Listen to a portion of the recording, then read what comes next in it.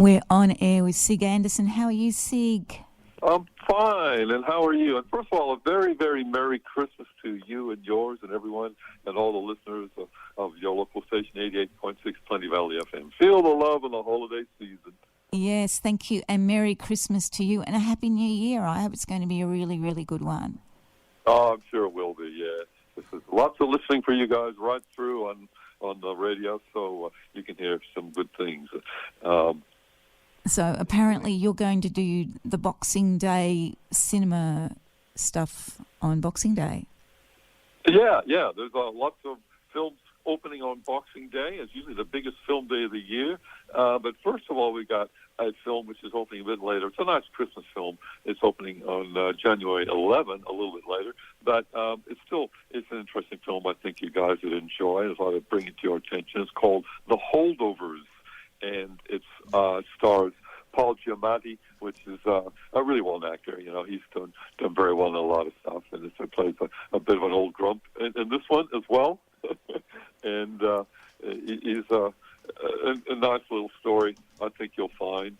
He is a pretty unlikable, grizzled old man. Is, well, late 50s, not really old.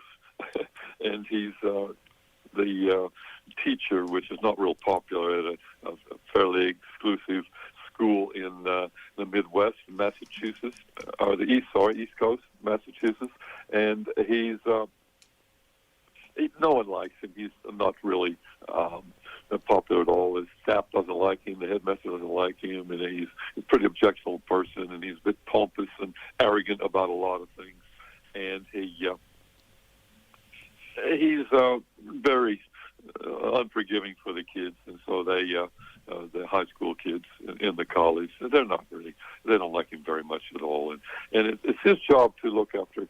Back in the 1970s, it's actually 1970, so it's almost a period piece back then, and he is tasked with looking after the holdovers, which are the children which don't have anywhere to go over the Christmas holidays, so they stay in the school over the holidays, in the college on the grounds, and he's tasked to look after and supervise them. And they're also helped out a little bit by the cook, and this is a good role from Davine Joy Randolph, and she's a bit of a no-nonsense woman who sort of has a bit of practical sense and a good humor with some of the things as well. And she goes through, helps them out with a few things, and of course does some meals for them. But mostly it's Paul Giamatti is a pretty, not a real happy person. He's a bit of a grouch, which is a perfect Christmas character. And all people, there's about 5 or 6 boys, and many of them are taken away for the fall holidays by one of the students' fathers, and he's just left with one guy who's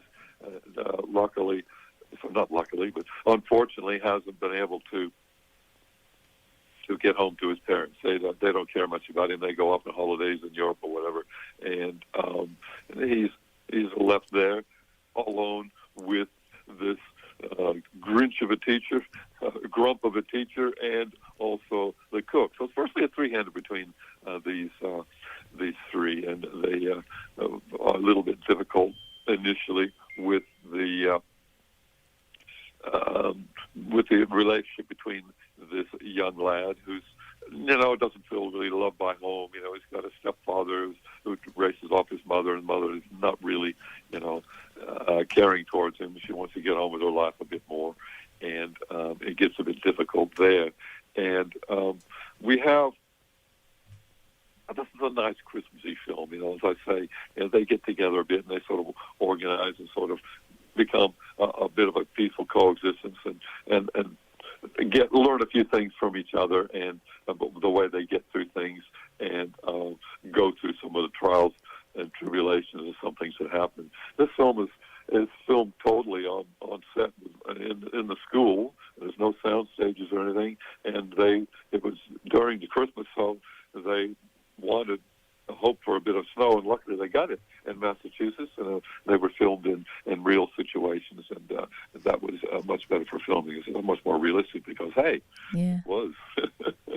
And this is from director Alexander Payne. And you may remember him from, and also Paul Giamatti, they were together in the wonderful wine film Sideways from 2004 with Thomas Hayden Church, and they were very good in that one.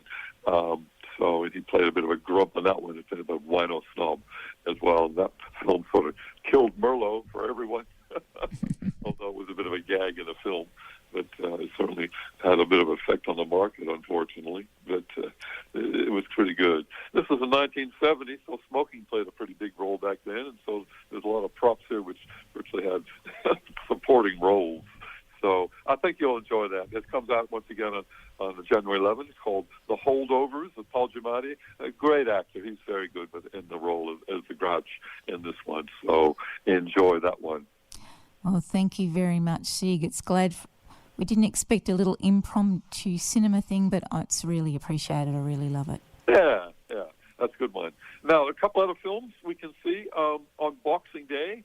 And before and after and around this, but as I say, Boxing Day is the biggest film of the year, and so the biggest day of the year, and you can see a lot of these films. And some of the one of the ones you might want to see is Anyone But You, and this is a light little comedy, a rom-com with Sydney Sweeney and Glenn Powell, a couple of young 20-somethings playing a couple that are trying. Their friends are trying to get them together before they go to a wedding of mutual friends, and they sort of pretend that they are together when they're not really, and it goes from there. And it's a bit of a ruse, and it's a bit lighthearted banter, and it's filmed very well. And the actual wedding takes place down in Sydney. They decamp everyone from America down there. So there's some really great shots of Sydney, some nice aerial shots, and some good vistas, and it's sort of sun-drenched Australia. It looks really good, and they're pretty good. I say Glenn Powell and Sydney Sweeney are looking in this one. It's a nice, lighthearted, romantic comedy. Will they get back together or not? Will they continue to ruse? And their friends are sort of plotting a bit, and the parents as well. So it's a nice little fun romantic comedy. Anyone But You, that one. Another one you might want to check out, and this is a lot more serious and very, very good. It's called One Life, and this is Anthony Hopkins and also Helen Bonham Carter's in that one, actually, directed by James Hawes.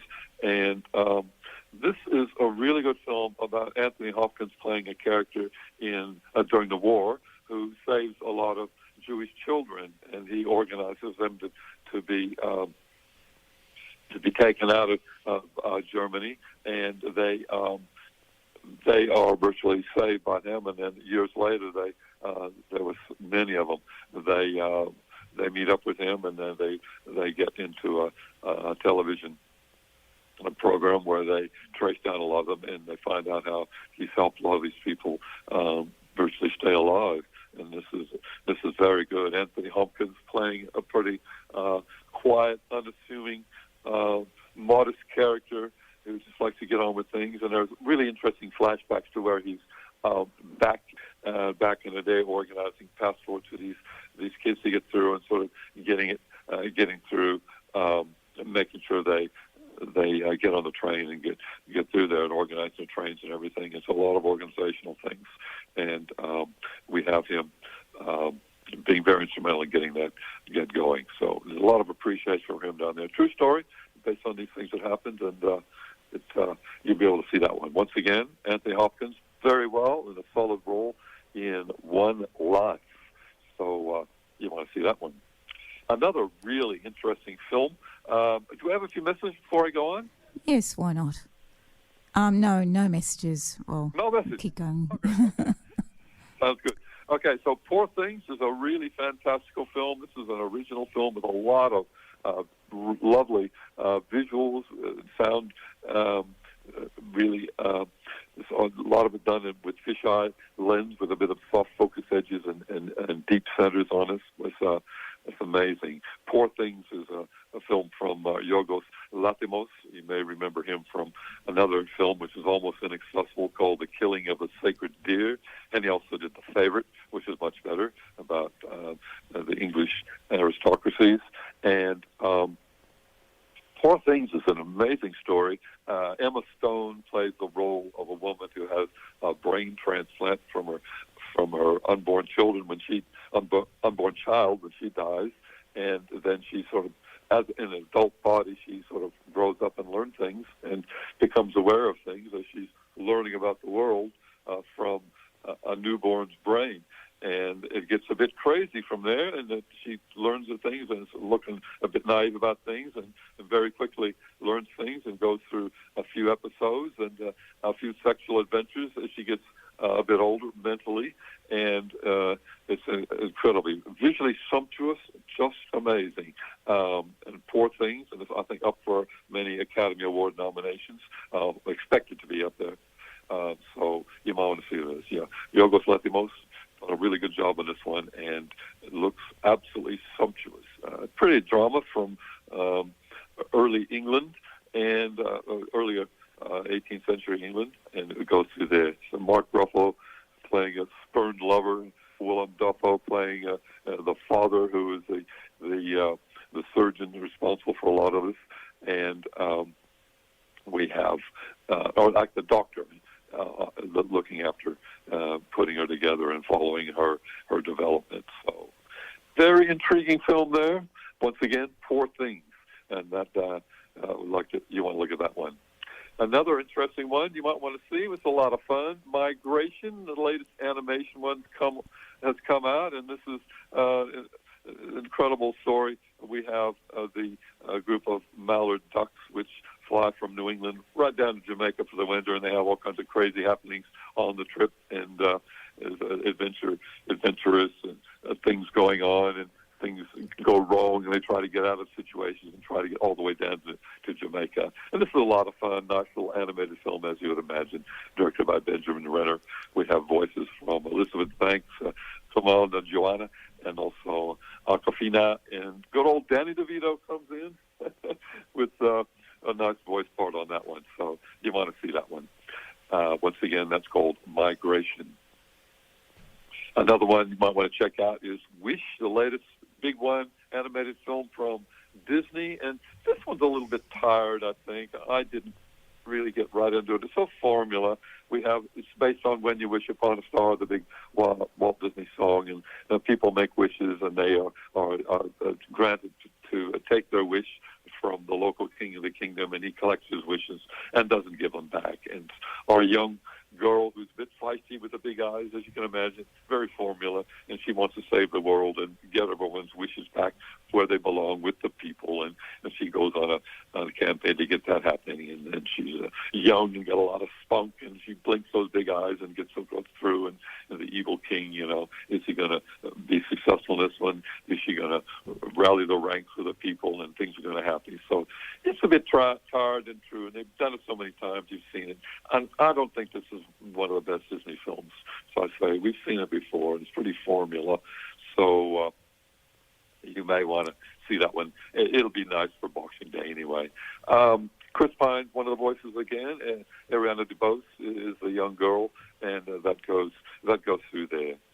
Okay, we have another one which you might want to check out, 2 Tickets to Greece, and this is a fun little film. We have 2 women, age-old friends, one footloose and fancy-free, one played very well by French comedy actor Laura Calamy, and she's a real larger-than-life character, which is a bit footloose and fancy-free, and her more straight-laced friend, Olivia Cote, she's they get together and they actually do go down to Greece and try and follow where they wanted to go early on for a Greek island, where they wanted to go when they were younger, and they meet up with Chris and Scott Thomas along the way, and she gets together with them, and they have a lot of fun and go through a few things, and it's just, again, a wonderful sun-drenched island of Morgos in Greece, and they have a lot of fun getting through things and working out how things are going and how it's happening there. So there's several films, a lot of things you can